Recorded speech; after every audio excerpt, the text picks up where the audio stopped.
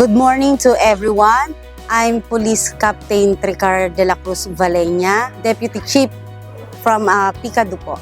Dito po sa Rizal Police Provincial Office.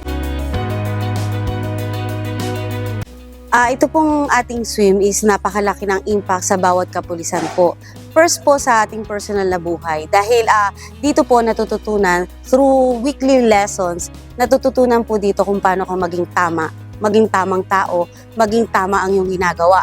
At hindi man perfect pero at least hindi ka maging masamang pulis. At ito po ay nai-apply namin sa aming personal na buhay, sa mga anak namin, nai-advise namin. Like for example po, meron kaming lesson na discipline, leadership, determine, mga ganun po. Yun po ay i-apply namin sa aming mga anak kung paano po maging tamang tao. At ano yung mga tamang pananalita, tamang gawain na dapat gawin.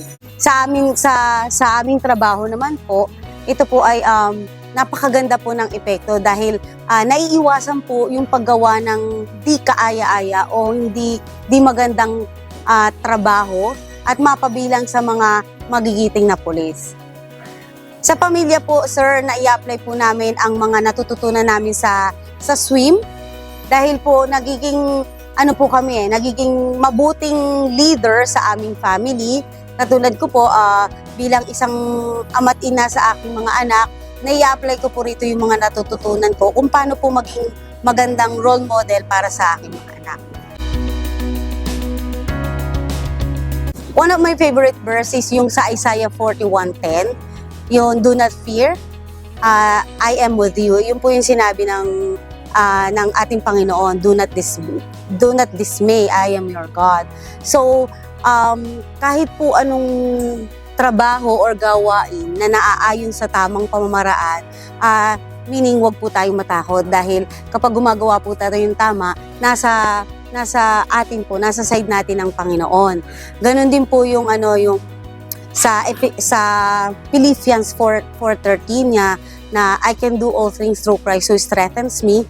Yun po ay talagang nakakapag-lift up o nakakapagbigay sa atin ng encouragement para gawin natin yung hindi tayo matakot na gumawa ng tama sa ating kapwa. Sa ating pong mga life coaches, maraming salamat po sa inyo palagi dahil despite of the fact na may kakulangan po ang mga kapulisan pero wala po kayong kapaguran at wala po kayong sawa na sumuporta sa mga kapulisan para po maging maayos po ang linya po ng Philippine National Police.